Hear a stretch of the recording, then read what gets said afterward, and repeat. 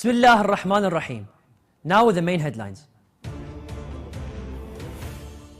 Shias worldwide rejoice the birth anniversary of Imam Muhammad al-Baqir alayhi salam.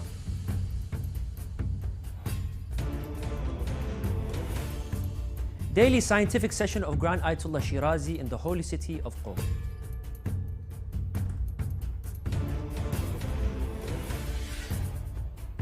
Vision of Holy Karbala 2030. 50 million pilgrims in Arba'in discussed at Misbah al-Hussein Foundation.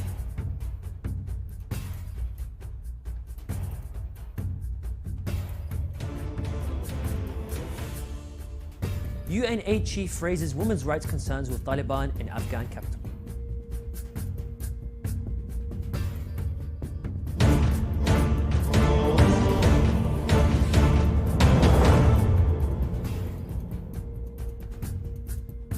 Assalamu alaikum wa rahmatullahi wa barakatuh, dear viewers. This is Yunus Dawood and you're watching Shia Waves live from Imam Hussein TV 3. The first of the blessed month of Rajab marks the birth anniversary of Imam Muhammad al-Baqir alayhi salam. Ahl Bayt lovers around the world celebrate this auspicious occasion in mosques, Islamic centers and Husayniyat. The holy shrines in Iraq and Iran hold celebrations and special events related to the fifth Shia Imam, Muhammad al-Baqir Ali ibn al-Hussein alayhi salam. Was born on the 1st of Rajab 57 after Hijrah in the holy city of Medina and held the position of Imamah for 19 years. The Supreme Religious Authority said that in the event of executions, Islamic punishment results in breeding distrust towards Islam. Sparing the punishment becomes mandatory or wajib. This was the answer of the Supreme Religious Authority Grand Ayatollah Sayyid Sadiq al-Hussein Shirazi Dama Dhilluh, in response to a question posed to him during the scholarly meeting which is held every day at his residence in the holy city of Qom, in the presence of scholars, nobles and believers. The question was asked to His Eminence on Sunday, the January 22nd, 2023, as follows. In the event that executing Islamic punishments results in accusations against Islam and thus breeds public distrust towards it, will it become permissible to spare the punishment? Now let's watch the detailed answer the Grand Ayatollah Shirazi provides. اینا بعضیش تام نی چون سند نداره نمیشه نسبت به پیغمبر صلی الله علیه و آله داد مثل این چیزایی که در بعضی کتب منافقین از اصحاب پیغمبر یه چیزای غیر مناسب نسبت به پیغمبر دادن خود سند وقتی که نداشته باشه به یه آدم عادی نمیشه نسبت داد دیگه چه برسه به مثل پیغمبر صلی الله علیه و آله حدش یه چیز غیره که خود پیغمبر گفته باشه نه پیغمبر نفرمودن این روایاتش از ائمه است علیهم السلام اونم با شروطش اشکال نداره شروط داره نه مطلق است به نتیجه این یک حده این حد شروط داره یکی از شروطش اینه که اسباب بدبینی حتی بیدینا به اسلام نشه بدبینی کفار به اسلام نشه یعنی از شروط اجرای حدود که در روایت خود پیغمبر هم صلی الله علیه و آله اومده همین چون اهم و مهمه چون تزاحمه یکی اون حرامه یکی انسان کاری بکنه که مردم به اسلام بدبین بشن این هم از حرام اشده تزاحمه و این حرام اشد مقدم میشه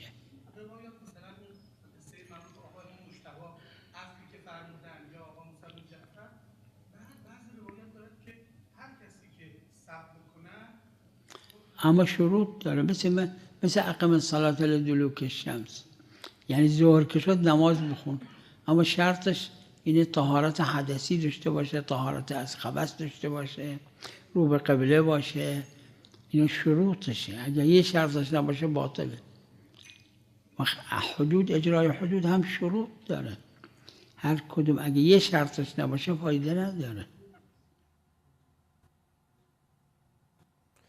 Misbah al-Hussein Foundation for Relief and Development, which is affiliated with the Office of the Supreme Religious Authority Grand Ayatollah Sayyid Sadiq al-Hussein Shirazi, continue to hold its discussion and meetings with a number of specialists about his new project, Vision of Holy Karbala 2030, 50 million pilgrims in Arba'in, where a number of specialists and those concerned with the development of the cities and infrastructure attended the weekly meeting of the foundation, which was chaired by Sheikh Mustafa al-Muhammadi, the head of the foundation, Dr. Muhammad al-Sayyid, a director of the Ministry of Planning, Engineer Basim Ali, former Director of the Planning Department in Karbala, Engineer Hassan al-Sharifi, Director of Karbala Municipality, Faiz Abu Tahin, former Director of Karbala Electricity Department, and Ziya al-Baghdadi, former Director General of the Ministry of Planning during the meeting.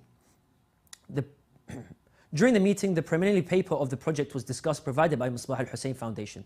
The attendees discussed their proposals about the introduction of the project and what should be prepared in terms of vision that would create a real starting point to start the steps that make the project to a tangible reality. The guests praised the foundation and its attention to this important matter related to the enormity of the Arba'een pilgrimage and its ideological and historical importance. At the same time, they expressed their complete readiness to cooperate with everything they could to make this project a success. Make it a tangible reality that serves the city and the Husseini rituals during the Arba'een pilgrimage. Let us remind our respective views of today's headlines. Shias worldwide rejoice the birth anniversary of Imam Muhammad al-Baqir alayhi salam. Daily scientific session of Grand Ayatollah Shirazi in the holy city of Qom.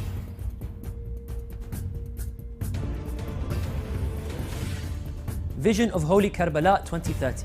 50 million pilgrims in Arba'een discussed at Misbah al-Hussein Foundation. Also tonight, American writer, the Chinese extermination campaign against the Uyghurs continues in light of global silence.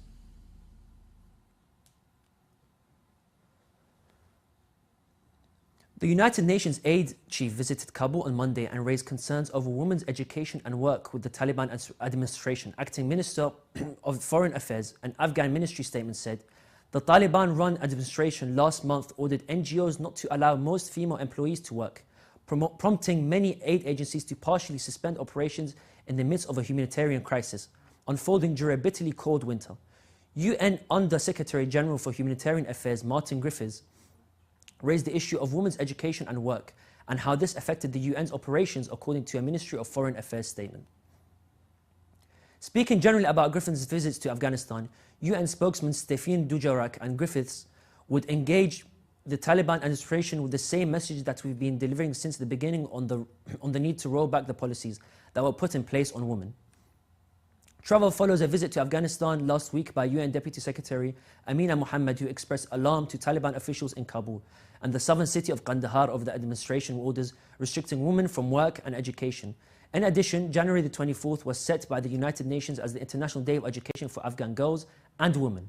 The purpose of this action is to announce the request and to put pressure on the Taliban government to withdraw from its decision to ban the education of Afghan girls and women and remove their deprivation.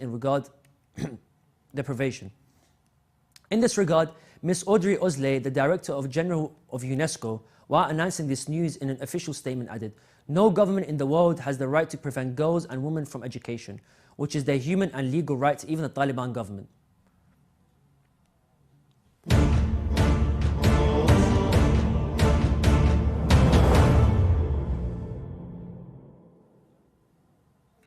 Joining us live to tell us more about this is Habib Ahmedi from Southampton.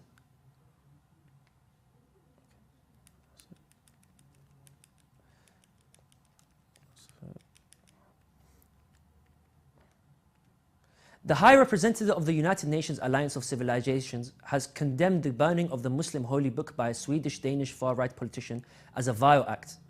Rasmus Paludan, leader of the Danish far-right political party Hardline, carried out the horrible and outside the Turkish embassy in Sweden under the protection of local police on Friday. While the High Representative stresses the importance of upholding the freedom of expression as a fundamental human right, he also emphasizes the act of Quran burning amounts to an expression of hatred towards Muslims. A spokesman for Miguel Angel Mauritania said in a statement released on Sunday, "It is disrespectful and insulting to the adherents of Islam and should not be conflated with the freedom of expression," the statement added. Many Afghan social activists and refugees in Islamabad protested on Saturday against Pakistan's forceful deportation policy and asked the host country to treat refugees with decency. Pakistani press has received footage from the gathering showing some Afghan women gathered in the capital Islamabad urging the Pakistani government to stop forcefully extraditing Afghan refugees. The demonstrators stated that they have not wishfully left their country, but they were forced due to the imposition of bans restricting women and girls from education, employment, and public spaces. This comes as the detention and deportation of Afghan migrants have unprecedentedly increased in Pakistan in the recent past. The recent past in Sindh province in particular, prompting widespread condemnations within Pakistan and beyond. Canada said it would take back 23 of its citizens who were being held in ISIS camps in northern eastern Syria. The group includes 6 women, 13 children and 4 men. Among the men to be returned is Jack Letts, a British Canadian who had previously been stripped of his British citizenship. Attorney Barbara Jackman, who represents one of the 4 men, said her client's parents were happy with the court's decision. Jackman added that the judge had requested that the men be returned as soon as possible. A futuresque mosque remaining Islamic architecture has been approved by local authorities and may now be constructed in Bahrain. According to the project architect, Mr. Karimi, the proposal pushes the relationship of architectural elements to one another, investigating the elasticity of the mosque type. The center point of the dome, typically placed over the main prayer area of the mosque, is moved to the courtyard, making the central garden the focal point of the mosque. The prayer space sits below a part of the perforated dome, allowing light to enter from the roof and providing natural daylight which changes with the movement of the sun throughout the year, he added. The mosque, to be built in a Hamala, has been given the green light by the Justice, Islamic Affairs and Waqf Ministry, which approved the engineering plan submitted by the Gulf House of Engineering. The halal food market size in US is estimated to increase by $9.33 billion between 2021 and 2026. The market's growth momentum will be progressing at a compound annual growth rate of 5.62% during the forecast period. The competitive scenario categorizes companies based on various performance indicators. Some of the factors considered include the financial performance of companies, growth strategies and product innovations, new product launches, investments, and growth in market share, among others. Halal foods are symbolized as healthy foods, which is a key factor driving the growth of the products in market. The halal method, animals are slaughtered, processed and prepared according to Islamic law. Hence, these are considered healthy and hygienic when compared with non-halal foods. The demand for halal foods is growing in the US, which indicates an increased acceptance of halal foods by non-Muslim consumers.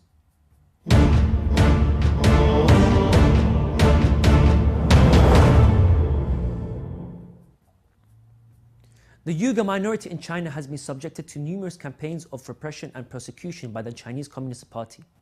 All in light of global silence, the US-based Foreign Affairs magazine published an article on this issue. More details in the following report.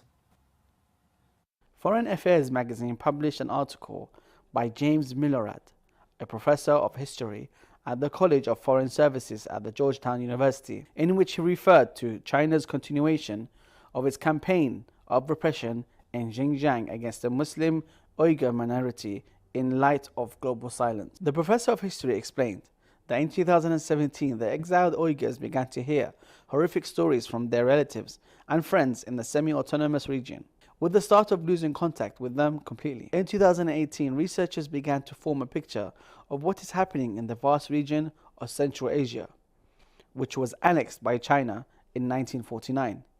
And is also known among the exiles as East Turkestan, and that the government is arresting non-Han people, including Uyghurs and Turkic ethnic groups, and placing them in camps. At the peak of its operation, these camps housed between 1 to 2 million detainees who suffered from psychological and physical torture, sexual attacks, contraceptive pills, constant hunger, and sleep deprivation. After continued denials, the government admitted that the government documents marked with educational conversion camps were in fact vocational training centers aimed at combating extremism and alleviating poverty. Although the Chinese Communist Party rejected the accusations and described them as lies, it was apparently responding to the accusations. By 2019, the authorities had transferred most of the detainees, saying they had graduated or had finished their studies, indicating that the CP was concerned about the international response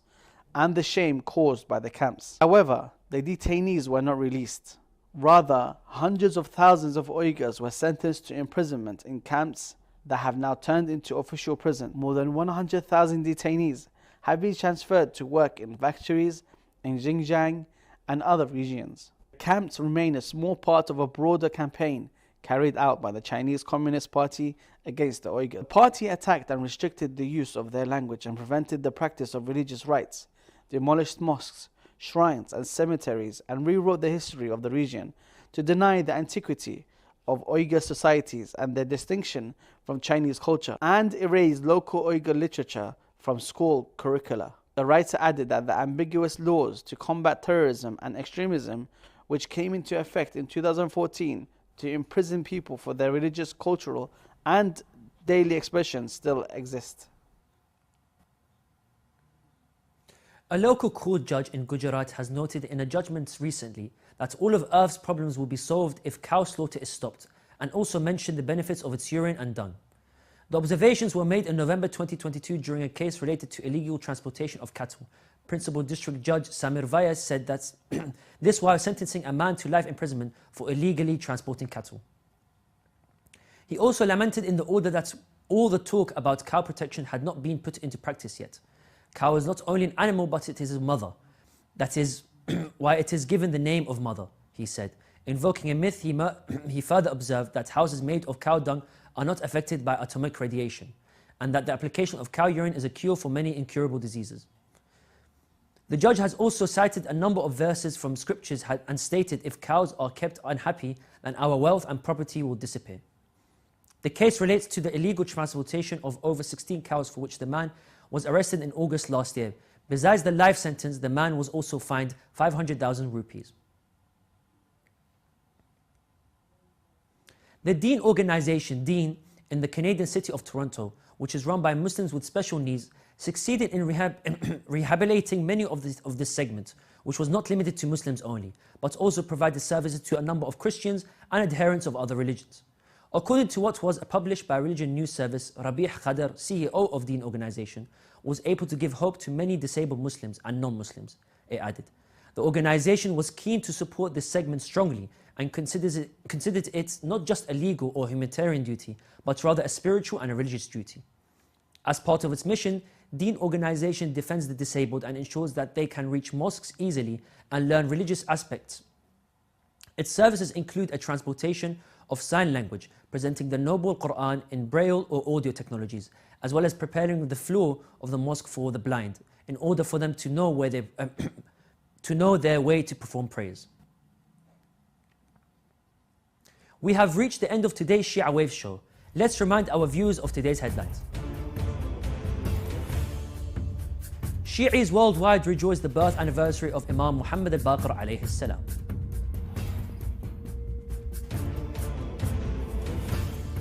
Daily scientific session of Grand Ayatollah Shirazi in the holy city of Qom.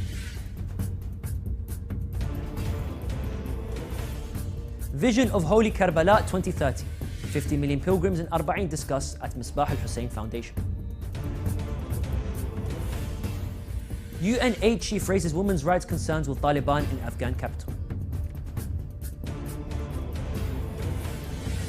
The Chinese extermination campaign against the Uyghurs continues in light of global silence.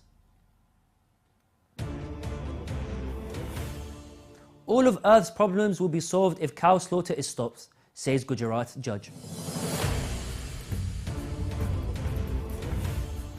Canadian Muslim organization succeeds in serving a large number of people with special needs.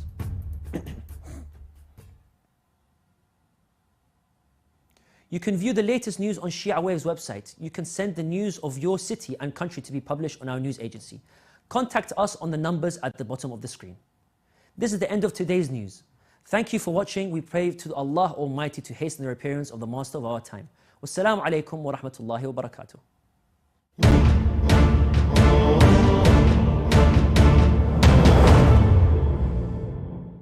اللهم إني أسألك الأمان